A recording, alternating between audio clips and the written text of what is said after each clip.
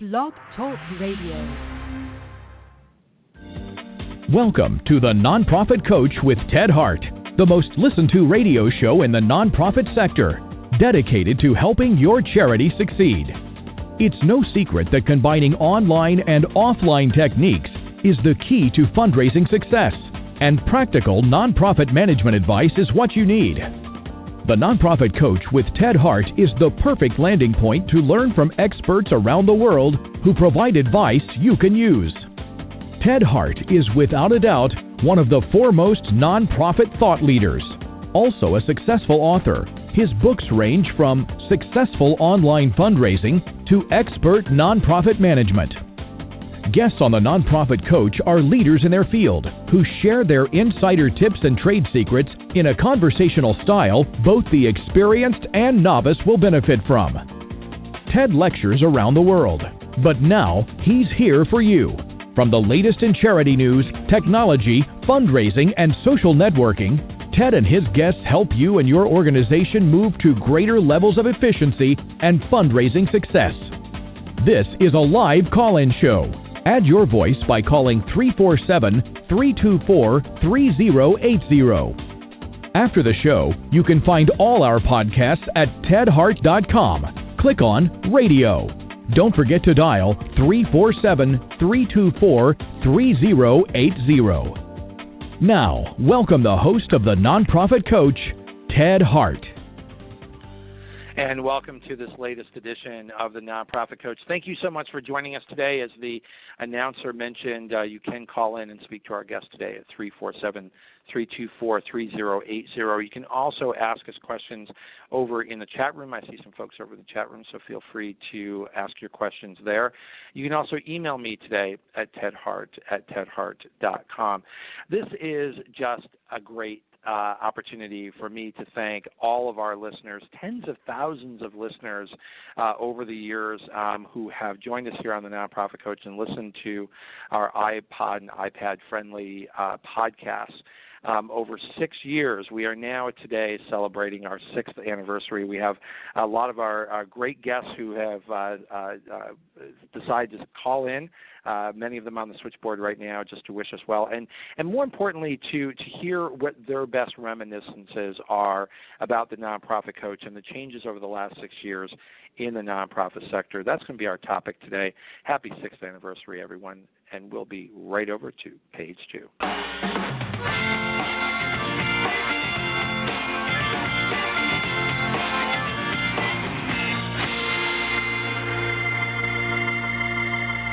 As our guests know, we always have our experts over here on page 2. So over here on page 2, we're going to start off, and I just have to say, who would be better? I can't think of anyone better to start off on the 6th anniversary show than Sprinkel Grace, who is our perennial holiday show. She always wraps up the year with us in one of the most popular shows of the year.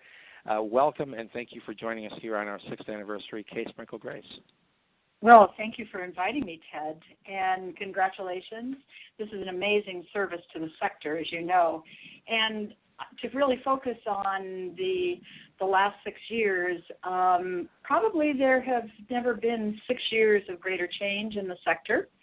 And at least from my experience, I've been working in the sector professionally since the mid-'80s. And I think what I am seeing, I'm up here in Medford, Oregon. I live in San Francisco, but I'm in Medford. Spoke at a conference yesterday, the Oregon Nonprofit Leaders Conference, and just sharing ideas and understanding the changes. And I think the biggest change, and the one that I'm most excited about, is that we no longer own the space. We have come to a time in our history when the social problems, the education, the environment, everything has become of such magnitude that we are looking at partners, and we are welcoming partners, and we are seeing more and more collaboration. And I think that we have progressed in the last few years from a position of being a little worried and kind of fearful about B Corps and corporations and impact investors and others being in this same space But what I see now is that we are establishing our own presence, reestablishing it, and we're saying we can lead you, you can work with us, we can be a united front to finally resolve a lot of these issues. And this is something that probably I'm more intrigued about than I have ever been about anything, is how can we collaborate in this space with others who have great new ideas, while at the same time reaffirming the fact that we are the leaders. Philanthropy has been the leader. Philanthropy has really instituted huge social change. But now with the exponential growth of issues, we need partners. So that's really what I'm focusing on. I'm going to be speaking in New Orleans at Boys and Girls Club in May, and I'm going to speak on the same topic. I just think we need to get the news out that we can be leaders in an increasingly abundant space where we can go back to the roots of our values, our ethics, our integrity, our vision, and help those who are perhaps impatient for change, help them see what is possible and learn from them how to do it faster. Because we've got to do it faster. Kay, of course, you always put your finger on an important topic, and you and I have actually discussed this here on the Nonprofit Coach, and I've been writing and lecturing on this topic for the last several months, because I think it is absolutely at the crux of, at the end of this 6-year period of the Nonprofit Coach, we've seen a lot of change, and that change has really been brought about by new tools, new opportunities for collaboration, new opportunities, I think, for donors on transparency, the demands and norms of what a donor can expect. And I think whenever you're in a period of transition, there are those who manage transition better than others. There are those who understand the transition in a marketplace better than others, and can be poised to succeed. And some of the things that I see, and I've been lecturing on, is new modes of giving. At the same time that there are some sort of bedrock principles that are really embedded in the tax code that determine what is tax deductible, what is not, what is charitable, what is not. And while we can find new formats and we can be creative in how we express those activities, one of the concerns that I have are some crowdfunding services and others who are making it seem like charitable activity is happening when in fact that it really is not, centered around a legal structure that supports a tax receipt. And that's a concern of mine, because I think there is not sufficient transparency for donors who would like to have the ability to participate in crowdfunding. And there's absolutely nothing wrong with that, and something that I certainly encourage, and we'll have an expert in a few minutes who can speak to that sort of topic. But the transparency about what is charitable and what is just a gift, I think has never been more important. Yeah, and you have worked, of course, all across the spectrum, and you work with the small gifts, the crowdfunding, the social media, and as you know, my focus has always been more in the major gifts, the very large gifts. Where we are troubled with that is the Family Foundation Donor Advised Fund, that issue, because some of the money slips from one to the other. And, of course, the fact that donor advised funds are held in many cases by financial services institutions. Is there a conflict of interest? And I think that that is a topic to be concerned about, but I'd like to bring it up just another level right now before I need to turn it to the next friend of yours, and you have so many friends. And I would just like to get back to something you and I have talked about for decades now, and that is that I'm still seeing a scarcity of big ideas, of big dreams. I'm still seeing that the boundaries of risk are fear and dreams, a lot of fear in our sector. McKinsey has looked at kind of the fear that surrounds executive directors who don't really get what they need in terms of time for mission and reflection and even sabbaticals.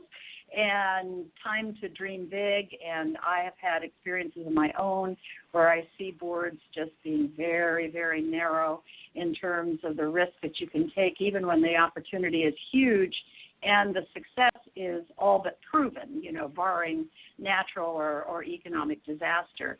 And that brings me to my other issue, which is, I believe, Ted, that as we have seen these phenomenal changes since 2010, that one change we have not seen is in boards kind of picking up on the fact that the pace needs to increase, that problems when left unattended, either in the community or in the boardroom, merely grow larger, and that if we can all kind of take a look at our boards. I recently came across an article by our friends Chayton Taylor and Ryan at Harvard, which had been published 13 years ago. But boy, I sure wish I'd found it 13 years ago. But it juxtaposes two issues that we look at with boards: board performance or board purpose. And they posit a very, very beautiful argument for the fact that as organizations have changed, the board purpose has not been redefined. That as we have become more professional, that the board role is different. So yesterday here in Medford, I not only did my AAA program, which people really like a lot, but I also really went deep into this idea of purpose or performance. I think if we can look how we can collaborate even more intensely in the marketplace, how we can gear up our boards around this sense of leadership of a very diverse sector now, and how can they be leaders. It could give them, I think, new energy to see that their organization is not only mission committed to their mission, but is mission committed to the role of philanthropy in helping to untangle so many of the deep and difficult issues that exist in our society today. That's right. Well, to the big idea topic that you just raised, and I know that you need to run, I'm going to tweet out today. I'll make sure that I email to you an article that I wrote. The future of fundraising is already here. Stop fundraising and start inspiring. And I'd love to have further conversations with you about that, but outlines 5 different ways that we know the future of fundraising is already here, but are we ready to make good use of that? Because I think new ideas sometimes are scary ideas when you don't necessarily understand how to use them to your best advantage. And that's part of what I tried to outline in this article, is that the winds of change are already here. They're blowing across philanthropy. And you can either be blown away by them or you can set your sails to them. I think that you and I are the sort of people that set our sails. Or be blown away in another way, like, oh, wow, why didn't we think of that sooner? Oh, wow, but I think it's more important to set exactly. Right. I think it's more important to set your sails to these wins, and because they're significant and they're real and they can make a big difference. And Kay, Sprinkel Grace, always thoughtful. Catch your shuttle. Thank you for joining us. Thank you. Here on the Nonprofit and Coach happy birthday. 6th anniversary. Thank you. Happy birthday. 6th anniversary edition. Okay, thanks. All right. Thanks, bye-bye. Kay.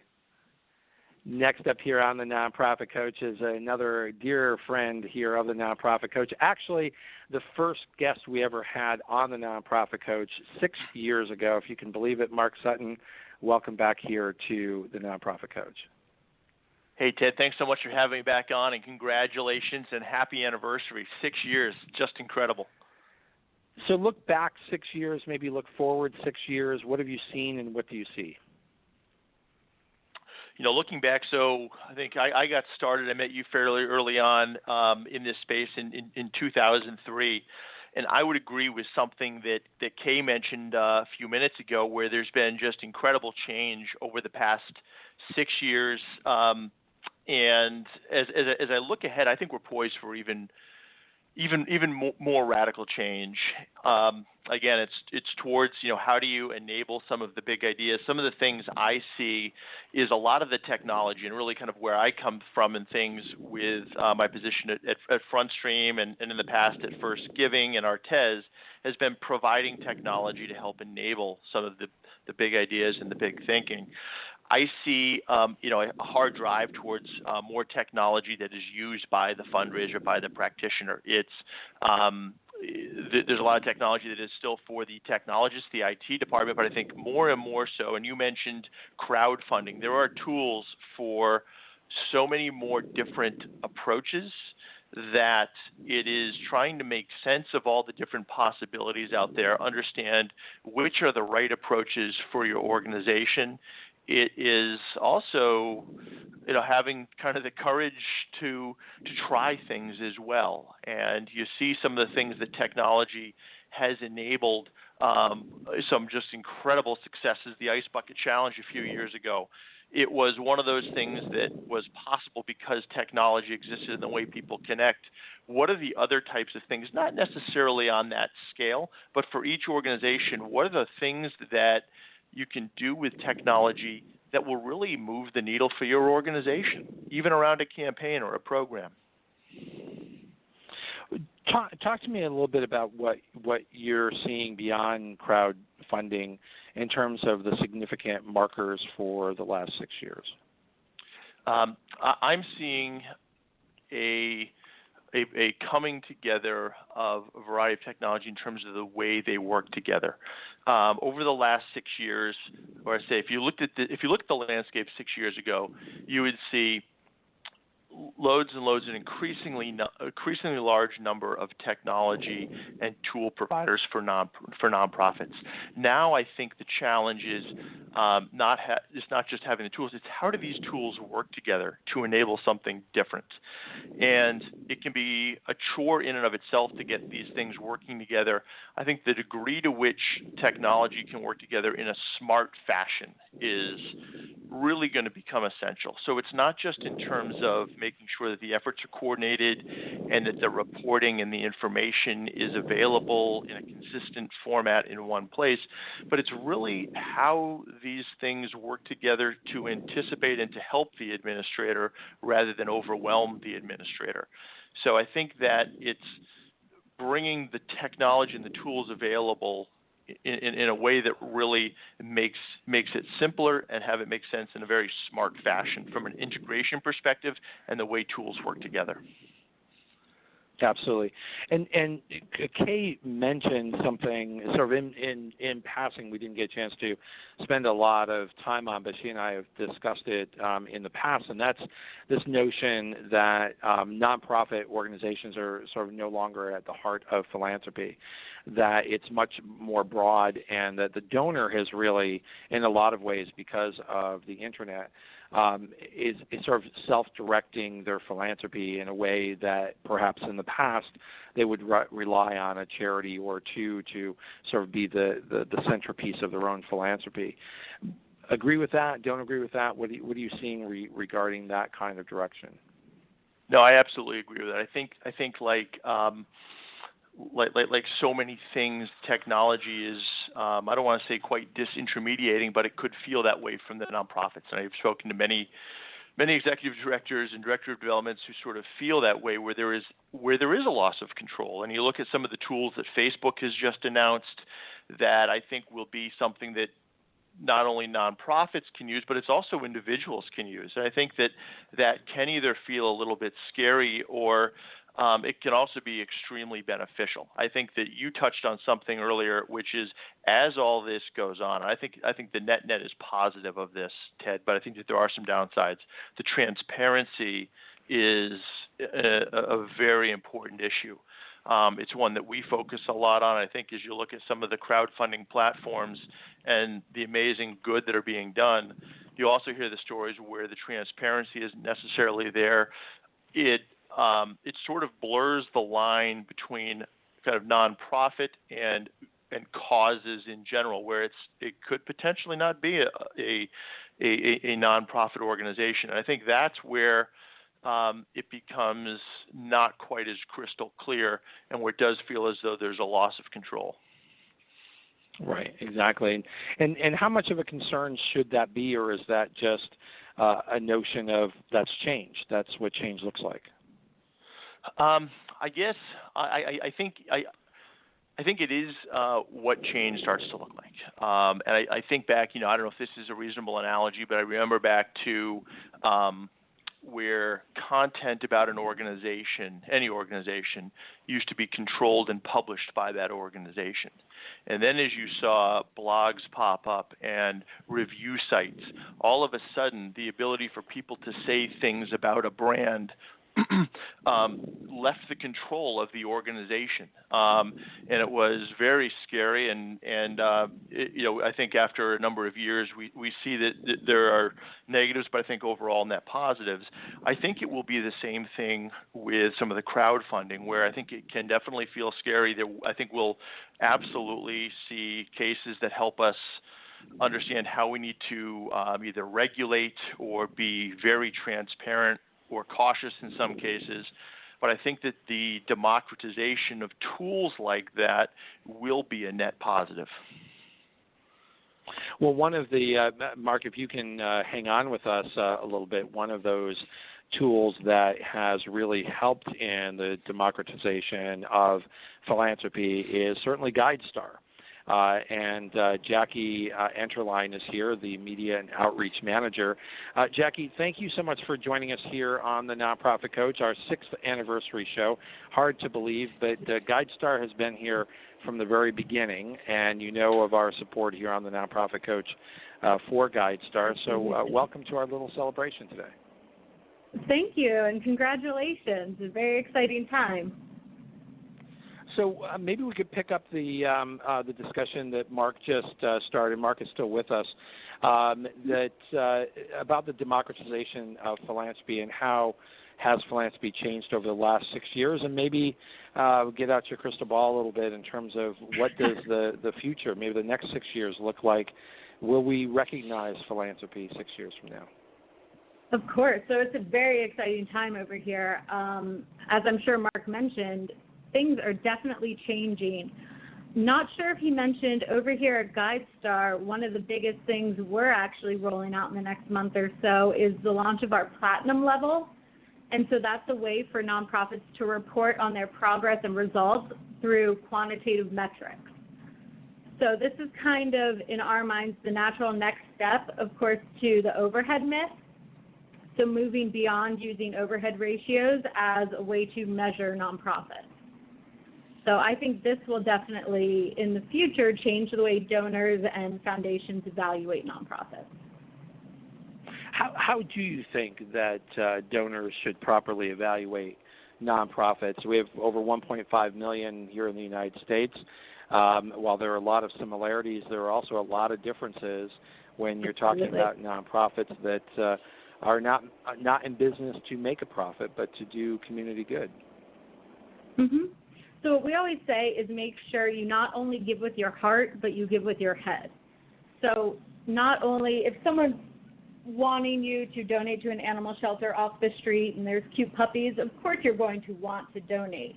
But making sure to take a step back and do your research before you just write a check over.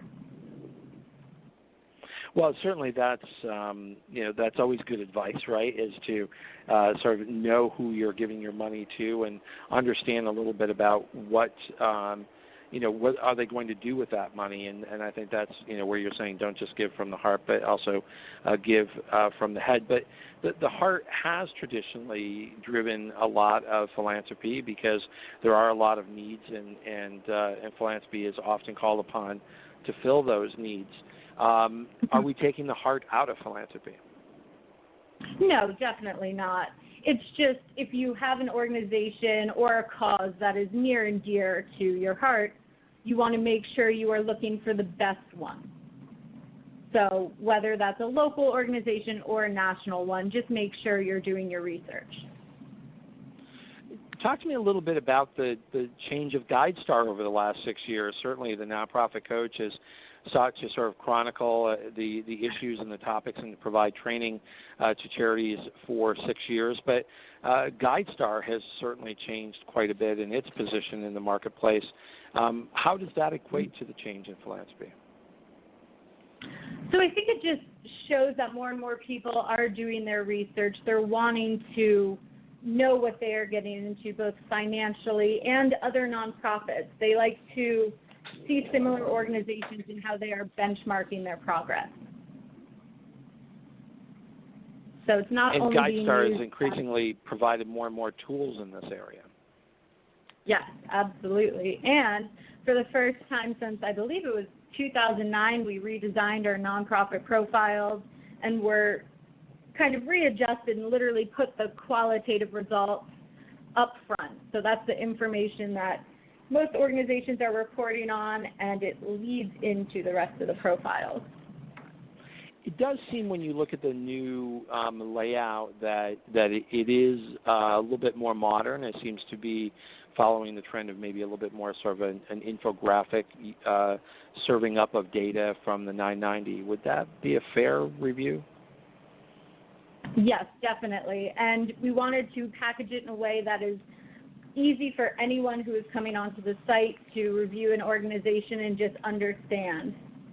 So we tried to put the interactive graph to help follow the financial trends. Mark, you raised the topic of democratization. What question do you have for Jackie in terms of what that has meant and maybe the role of Guidestar in helping that happen? Yeah, I think it actually probably presents a very important role for Guidestar, and it's I know that Guidestar, Jackie, correct me, but I think you really focus on the universe of nonprofit organizations, and how is it? I'd be curious to get your thoughts on how do things that are charitable related but not charities themselves, how does that come into things? I think that what the democratization does is it kind of blurs that line, and I think it can be an opportunity, but I think it can also be very confusing and potentially risky. Mm-hmm. Absolutely, especially any sort of organization who files type of 990. So we really try to map that out on our site so if you're looking at a 501c3, C4, or anything else to make it easy for those who are researching a specific organization. That's great. Yeah, and we look to do the same as well, and I think it's a very valuable service that Guidestar provides in terms of really providing that definitive set of organizations that people can come to rely on.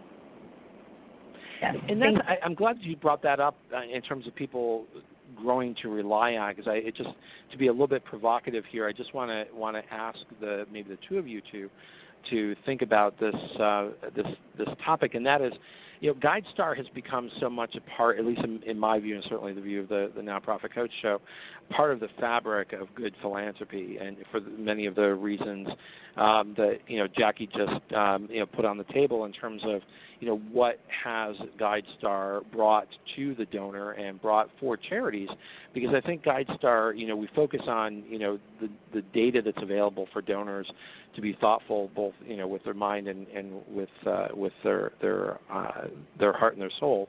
But I think it's also been very important for nonprofits to see themselves in a different light, to see themselves in a very public light. Because I think, when you think back to before, Guidestar, which actually, predates this show, a lot of that information, is Mark, you said, had to come from the charity. And I'm sure that it was as accurate as a charity could be. But now there's an independent source, and I think that helps the entire sector. But here's where I get a little bit provocative. Has Guidestar become too much of the wallpaper and doesn't actually get the notice because it's just there, that other sort of shiny new nickels get their attention, but what backs all that up is the fact that Guidestar data is there? Is that going too far? No. The way I see it... Sorry, what was that?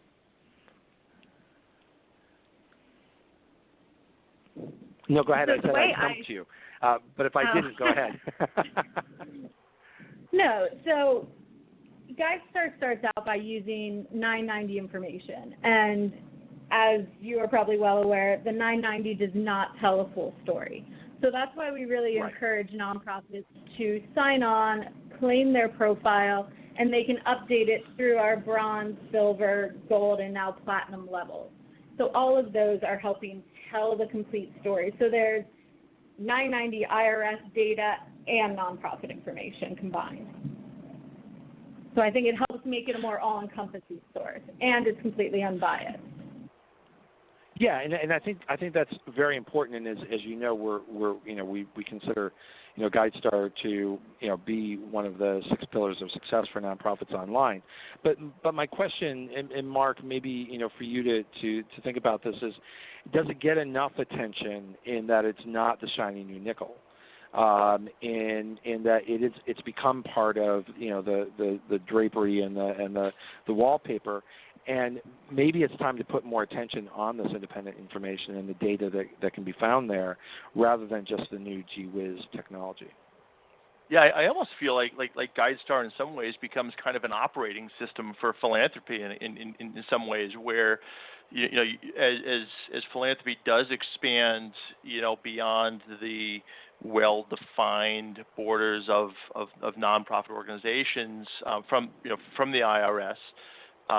I think it provides a very definitive place where that environment exists. And again, not that it's the only way to give to charitable causes, but I think in that regard, I think it can be kind of a platform that enables that, where people, when they give, it's one way of helping them be certain that they're giving to an organization and get some visibility into that organization beyond just what the organization is saying themselves. Itself gives, yeah. No, I think you're right there, and again, Jackie, great work over at Guidestar. We really encourage all of our listeners to make sure that they are completing their templates over at Guidestar, and make sure that their information is complete beyond the 990. So we've got Linda Lysakowski wanted to join us today at the last minute. She was called away, but in typical Linda Lysakowski fashion, she did not want to miss our 6th anniversary show. So if you folks will hang tight, we're just going to hear a quick little message from Linda Lysakowski.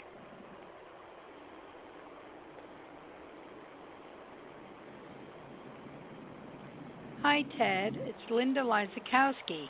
Congratulations on the 6th anniversary of your radio show. You are doing a great service to the nonprofit community, bringing expert consultants, authors, and thought leaders to nonprofit leaders who otherwise wouldn't have the access to these people. Speaking on behalf of Charity Channel and Steve Nill, our publisher and founder, we're proud to be associated with a nonprofit coach. Many of our authors have been guests on your show, and we look forward to our new authors being part of some of your future shows. I know you're thinking, what's new at Charity Channel? So I'm going to tell you. Well, as of now, we've published 39 books for the nonprofit sector, and we have several books in our For the Genius series that relate to nonprofits as well, such as Fundraising for the Genius, Nonprofit Board Service for the Genius. Although that book was written for board members and those considering board service, it's a great book that nonprofits may be interested in purchasing for their nonprofit board members. And coming soon, we have Grantsmanship for the Genius and Volunteering for the Genius, which is also written for volunteers and aspiring volunteers, but again, a great book that nonprofits may want to direct its volunteers to. But we're more than about books, too. You may recall that a number of years ago, we started Charity Channel by publishing articles for the nonprofit sector, and we've revitalized our efforts in that regard. So now you'll see a weekly newsletter which gives nonprofit leaders access to thousands of great articles on topics ranging from special events to grants, from leadership and governance to fundraising and finance. So for those who prefer their knowledge in smaller chunks, these articles are ideal. And if you put them all together, you'd probably have about 100 more books that Charity Channel has published. So our coming attractions, what we're doing now, is we're working on courses that will be offered based on all of our books. And in these courses, readers will have access to the book itself, plus lots of supplemental materials, an opportunity to ask questions and to get feedback from the authors, quizzes to test your knowledge, and a certificate of completion when you finish the course. Look for these courses to begin sometime this summer. So we now have things for the people who like small pieces of knowledge in a chunk. We have books that people can read, a full book on a topic, or a course if they want even more knowledge on that particular topic. And last but not least, I'd like to pique your readers' interest in our For the Genius book series. I've mentioned that some of these do relate to the nonprofit world, but we know your listeners have many interests outside their nonprofit work, anything from sewing to parenting to travel. So the For the Genius books are written on many topics of general interest. We have topics such as baking bread and fast and fearless cooking for the genius, to video poker, casino video poker, and beer for the genius, from travel topics to dogs and cats. And we've now published 16 books in the For the Genius series, with a dozen or more books in the works. So if any of your listeners are interested in writing a book through either our charity channel in the Trenches series or on a more broad topic in the For the Genius series, please ask them to let me know. I can be reached at linda@charitychannel.com or linda@forthegenius.com. So again, Ted, I'd really like to thank you and congratulate you on your 6th anniversary, and we hope you'll keep up the great work, because all the nonprofit leaders out there really need to be in touch with some of the thought leaders and authors that are out there publishing and writing and talking about these important topics. And we know that your show really gives them access to cover this broad range of topics without even leaving their office. So I think this is really great. And again, thanks. It's been a pleasure to be part of your show in the past, and we're looking forward to lots of great things in the future. Thanks, Ted.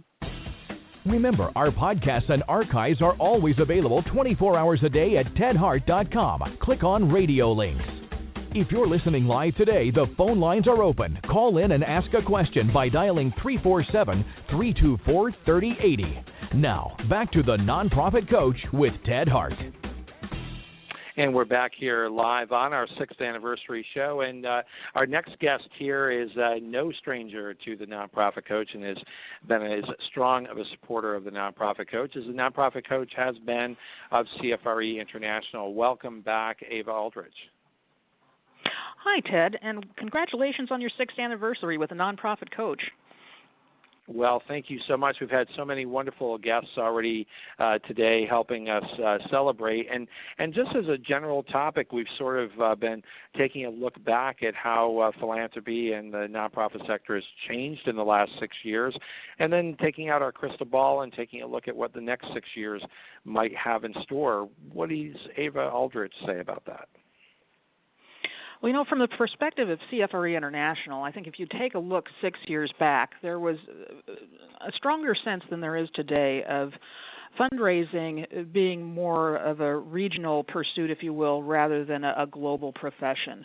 While there certainly continue to be cultural and regional differences that affect fundraising practice, I think there's more and more consciousness in the profession that really we have more in common than what we have separating us. Certainly, as I go to the fundraising conferences of our various partners around the world, what I'm hearing is a lot of commonality, and fundraisers are all working on the same big issues. They may be using some different tools to attack the issues and to get results, but with more and more international speakers showing up at conferences, I think it's a great opportunity that will continue into the future for us to really think together as a profession about what can we do to help each other even more, to learn tools and practices that are working around the world, and to make the fundraising sector and the philanthropic sector stronger as a result, because ultimately that's going to result in a better world with more public goods that really lift everyone up. I mentioned earlier on the show that I had authored a blog post as part of the Big Ideas series, and the topic was the future of fundraising is already here. Stop fundraising and start inspiring. And it's interesting that you bring up that particular topic, because one of the segments of this particular blog post is that global is local and local is global. Mm-hmm. And I think that's really, when you summarize what's happening in the CFRE and the profession, it's not just our neighborhood, it's our world, but it is also our neighborhood. And so it all kind of circles back to, where did we start, but what can we offer to the global effort for philanthropy. Mm-hmm. Exactly, Ted. And, I like your mention of that word neighborhood, because I think one of the things that's shaping the future of philanthropy is that our ideas of our neighborhood and who our neighbors is changing. There's been research done, I believe, by the School of Philanthropy at Indiana University about how younger generations view their communities and their neighborhoods differently. For those of us who may be older, we tend to still think in geographical terms about who's local and who's my neighbor. But especially younger generations, their neighbors, they find commonality with individuals around the globe. I think anytime you take a look at Facebook feeds and you see so many individuals that have friends from everywhere, we're seeing not just our community's issues, but also world issues as being something we care about and want to do something about. And so that's really exciting for philanthropy, but I also think it's something that we as fundraisers need to take into account, because our donors have so many opportunities out there to serve their neighbors, what they define as community, and we need to know that and understand how they are doing that and how they are defining it, because they may see their community as being the individuals they are helping through a charity to get clean water in Africa, even just as much as individuals in their own communities locally who need help. Right, and help the donor be able to reach around the world, but also reach around the corner. Exactly. So it's exciting times out there for philanthropy and fundraising. Yeah, it is. So do you see the trend just continuing in the next 6 years, or is there some other big dynamic change that you can foresee? What I'm seeing, and also I think what CFRE International has seen through its periodic job analysis, where we take a look every 5 years at the fundraising profession to see, how individuals are performing their work and sort of what's going on in actual fundraisers and their practice, is that fundraising tends to be an evolution rather than an evolution rather than a revolution. So I think we are going to see continued work in these trend areas as we sort of grow and continue to think about what does that mean about who is our community, who are our neighbors, and also in the terms of the tools we use. As Ted, fundraising is a people profession, and so as people connect differently through new tools and new methods, I think that's probably going to be where some of the exciting and yet unknown areas of fundraising are likely going to be as technology evolves and it really sort of changes the way we interact with each other. It seemed to me, 6 years ago, but certainly even further back, 10, 12 years ago, that philanthropy, fundraisers, professionals that were really sort of a bit in their infancy at that time, were more reactive to changes. Mm-hmm. They came slower. The integration of technology or changes were not immediately incorporated. The pace of change and the expectation of incorporation of technology and other changes, I think, has never been more rapid, but has also changed the face of the profession, has it not? It has, and it's going to continue to do so. And I think that's an interesting point you raise about the reactiveness of fundraisers. So I think it's sort of a dual-edged sort of thing, because on the one hand, I think fundraisers have to go to where their donors are. So in some ways, that's sort of a naturally reactive stance in order to see where the donors are and then get into that space. Because rarely, if you build something, will people come to it. They want you to come to where they already are and to what they are using. On the other hand, I think with the overall environment for philanthropy, fundraisers have to be incredibly proactive in terms of thinking about the profession and really some of the key news items of the day that are affecting us. I'm specifically thinking about the situation in the United Kingdom with Olive Cook, the 92-year-old who the press there has been saying was sort of done in by too many charity solicitations.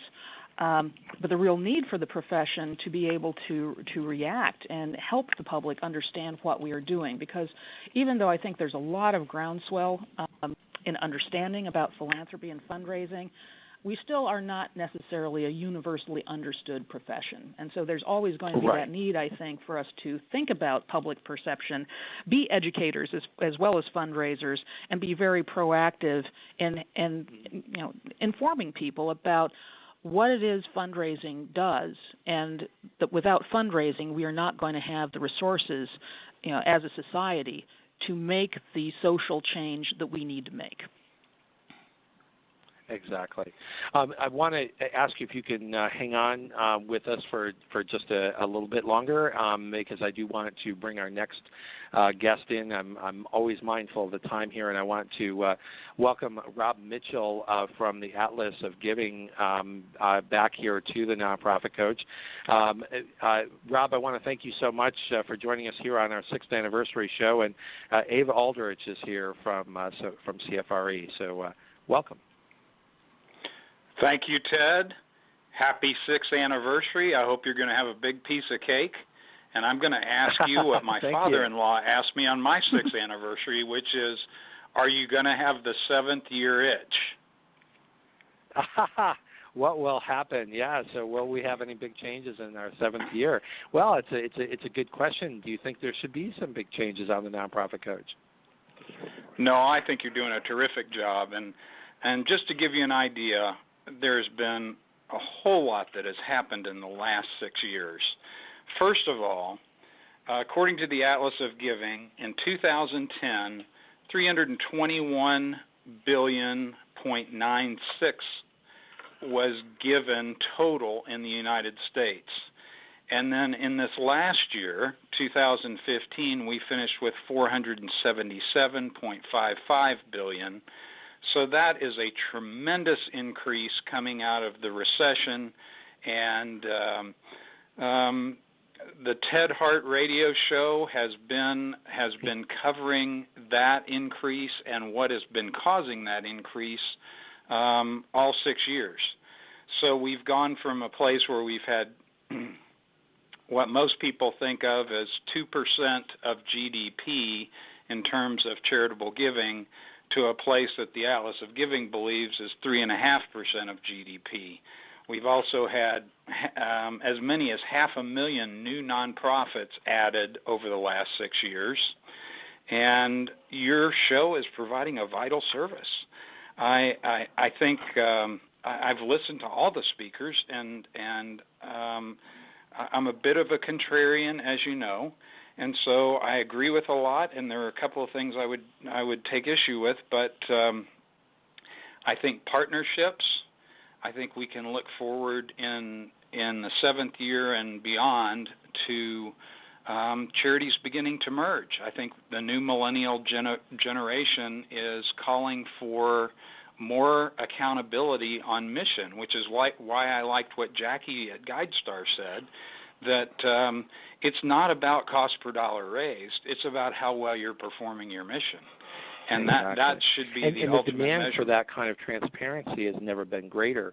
I know, Rob, that you were listening early. I want to bring in a topic that Eva may not have heard. The case Sprinkel Grace put on the table early on in today's show, and she and I have discussed this a few times, and that is this trend that I see in philanthropy, that it's less about the charity and more about the cause. And the cause itself can be represented in so many different ways that are not the traditional charity. And what does that mean to the future of fundraising, which you count, to the profession which Eva represents. What do we think about that? Well, I think that what's happening is a monumental shift, and I'll bring up the name of Dan Pilata, who has the third most viewed TED Talk, and most of us have already seen it. But I think Dan is right on a lot of things, and one of them is that as donors, we care more about how our money is affecting the success of the mission than we do care about the cost of the dollar raised. And right. I think that's going to continue. I think that one of the things that was mentioned earlier was workplace giving. And I see that workplace giving is undergoing a tremendous transformation, especially with millennials in the workforce, because they have so much access to data that was never available to them before. So no longer do they need to rely on some other organization telling them the best places for their money to go. They can look it up and decide for themselves, and they don't need to be bullied by their bosses to give. They can give on their own, and they are giving on their own. Right. And I think the other big trend there, and I want to bring Neil Gallaiford in, who's our last guest for today, keeping mindful of the fact that we have 9 minutes, folks. So we've got Eva Aldridge, Rob Mitchell, and now Neil Gallaiford from Stephen Thomas joining us. And Steve, or Neil, I know that you have been listening in on a little bit of this, but I think one of the other trends, and this ties into something you and I are going to be doing in Toronto next month, so I want to give you an opportunity to promote Digital Leap, but it ties into that where Rob has just kind of put on the table that transparency and data have made it easier for millennials to sort of step outside of the nonprofit.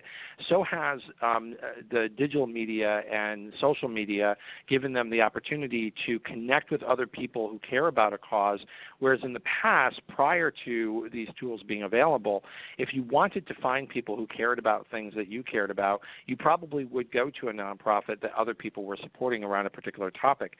You don't have to go to that nonprofit anymore. So welcome here to the Nonprofit Coach and our 6th anniversary show, Neil Gallaiford. Hi, Ted. It's wonderful to be here on this momentous occasion. Congratulations on 6 years. Thank you. Well, Rob has just given us a perfect way to tie this back into something that you wanted to talk about today, and I wanted you to talk about today, and that's Digital Leap is coming up. That's right, and I've been sitting here listening to these wonderful speakers talk about the issues that are in front of us as fundraisers, and as they were doing so, I was ticking off the sessions at Digital Leap that deal with those very issues. So I'm feeling very proud of our offering this year because we seem to be hitting in on all those topics. I have to say Digital Leap is 7 years old. This is our 7th anniversary this year, so we predate your show by 1 year. It's amazing. I'm looking at the agenda, and we managed to score Trish Wheaton, who is the global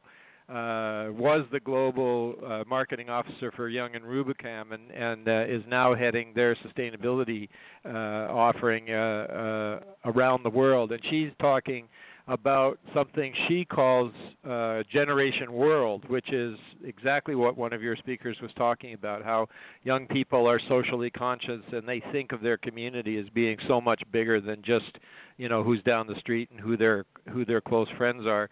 And she's going to be talking about, how both corporations and not-for-profits have to change the way they talk to people who are that connected around the world. At the same time, we have an example of a charity partnership that someone else mentioned. We've got a case study coming up that's a joint venture between Prostate Cancer Canada and the Canadian Breast Cancer Foundation, who put together a digital campaign called Kiss to Cure. And I can't think of another example over my years in fundraising where I've seen this kind of partnership just come together and then get launched and be offered to the public. So there's a lot going on in our sector.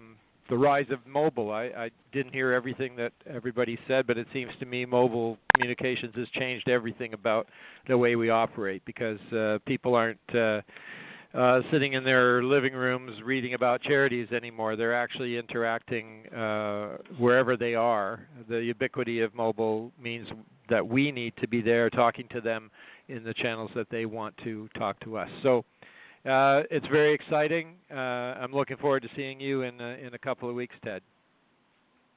Yeah, so how can folks register? I know that we're almost sold out for Digital Leap, but how can my listeners register for Digital Leap? They're welcome to go to digitalleap.org, and they'll see the agenda there. They'll see the list of incredible speakers that we have, and there's a link there to the Eventbrite tool so that they can actually register and join us on May the 4th at the Art Gallery of Ontario here in Toronto. And they've been incredible hosts for the Digital Leap for the last several years. Listen, Rob, Neil, and Eva, first of all, thank you for being here on the show. I want to say a very special thank you to someone that I know all of you know and love, and that is our producer of the Nonprofit Coach, Diane Peach, who works so hard to put this show together each and every week. And for not all the 6 years she's been with us, but certainly for the last many years that she has been the producer of the show, the quality of the show has gone up, the quality of our speakers has gone up, and the listenership has gone up. And that's just a wonderful community service that we all are able to provide. And I want to thank each and every one of you who have been here on the show and have done such great service in providing up-to-the-date information. So we have about 3 minutes left here on the show. I'm just going to go through the switchboard and give each one of you just an opportunity to say one last thing that you want our listeners to think about in terms of either the show itself or philanthropy in the future, but give us a send-off message, and we're going to start with ladies first, Eva Aldridge. Thanks, Ted. When I was at the Fundraising Institute of New Zealand last week, one of the keynote speakers, Derek Felpin, who's the author of Social Movements for Good, made a point that I think fits in very well with what we've just been talking about in terms of changes and trends. And that is that nonprofits really, with the advent of social media, with younger generations, are needing to let go of the message and let people talk about the cause and the organizations, in a way that they message themselves rather than just using the organization's language. So I think that's going to challenge in some ways nonprofits, because we do tend to like to control messaging, but that's one of the wonderful things with having more information out there and more access to people to more information that we've talked about, is they really have the opportunity now not only to support a cause but take that cause to heart and then re-message it in a way that their peers connect to, and that will ultimately grow philanthropy, I think, and bring more resources to the nonprofit sector. So that's my sort of send-off thought. And again, agree Ted, with you more. Thank you for everything you're doing for the nonprofit sector, and once again, happy 6th anniversary. Well, thank you, and I want to just summarize what you just said, and it goes back to stop fundraising and start inspiring. And that's, I think, an important message that we're hearing loud and clear here. Rob Mitchell, final word. The best is yet to come, Ted. The best is yet to come for your radio show. The best is yet to come for philanthropy, for donors. I'm very excited, and I'm pumped about the millennial generation. And I would just leave your listeners with the current project that I'm working on. The Atlas of Giving has been great, but the current project I'm working on, which is called the Ultimate Give Back, I believe is going to change the way that corporate and foundation philanthropy is accomplished forever. And so that's something to look forward to. Sounds exciting. Neil Gallaiford, 30 seconds, final remark. You're the last one here on the 6th anniversary show of the Nonprofit Coach. Well, that's great. Thank you, and congratulations again. I just want to remind people about the importance of brand. I really think that charities need to start to understand that in this kind of world, in this kind of competition, this global competition that we're in, brand is so important, and charities need to remember that you have to invest in your brand and build it up. if it's going to be effective for you. So that's what I would leave with people. It's important that we so do what we make say sure you we'll come do. to Digital Leap and learn how you can build and protect your brand. And that's our show. Thank you, everyone, for 6 wonderful years. I look forward to the next 6.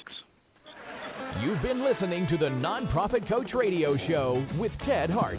Tell all your friends to check out our production schedule and download our iPod and iPad-friendly podcast at tedhart.com. Thanks for listening to the Nonprofit Coach.